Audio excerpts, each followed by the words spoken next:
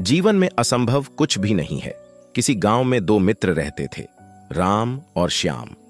दोनों का बचपन साथ बीता और वे हमेशा एक दूसरे की मदद करते थे। एक दिन गांव में एक प्रसिद्ध बौद्ध भिक्षु का आगमन हुआ। सभी ग्रामीण उनकी शिक्षाओं को सुनने के लिए इकट्ठा हुए। भिक्षु ने बताया कि जीवन में असंभव कुछ भी नहीं है यदि हम सच्चे मन से प्रयास करें। राम और श्याम को भिक्षु की बातों ने बहुत प्रभावित किया। उन्होंने सोचा कि क्यों न किसी कठिन कार्य को करने की कोशिश की जाए ताकि वे इस बात को सिद्ध कर सकें। उन्होंने निर्णय लिया कि वे पास के पहाड़ की चोटी पर स्थित प्राचीन मंदिर तक पहुंचेंगे, जिसे आज तक कोई भी नहीं पहुंच पाया था। यात्रा बहुत कठिन थी। रास्ता पथरीला और खतरनाक था और कई जगहों पर कोई मार्ग ही नहीं था। राम को लगा कि यह कार्य असंभव है और उसने हिम्मत हार दी। उसने श्याम से कहा, हम वापस चलें, यह असंभव है।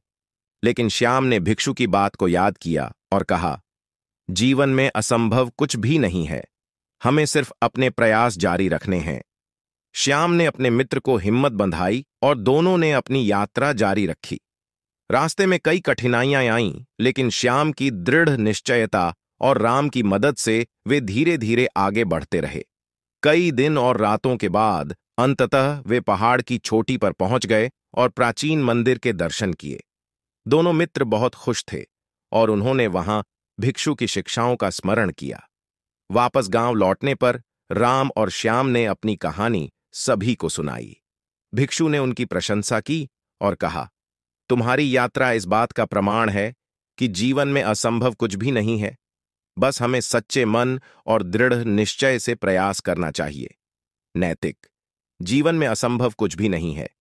यदि हम सच्चे मन से प्रयास करें और कभी हार न माने तो हम किसी भी कठिनाई को पार कर सकते हैं।